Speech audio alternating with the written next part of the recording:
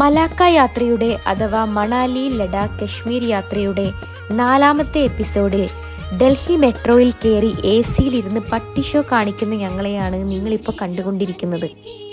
അഫ്നാൻ ആണെങ്കിൽ പിന്നെ ആറ്റിറ്റ്യൂഡ് വിട്ടൊരു കളിയില്ല. 20 രൂപയുടെ ടിക്കറ്റ് എടുത്ത് 2 മണിക്കൂർ മെട്രോയിൽ ഇരുന്നതിന് അവസാനം ഓവർ ടൈം എന്ന് പറഞ്ഞ് 40 രൂപ അധികം കൊടുക്കേണ്ടി വന്നു. മെട്രോയിൽ നിന്നിറങ്ങിയ ഞങ്ങളുടെ അടുത്ത ടാർഗറ്റ് ജമാ മസ്ജിദിലെ നല്ല വെറൈറ്റി ഫുഡുകൾ എക്സ്പ്ലോർ ചെയ്യലായിരുന്നു.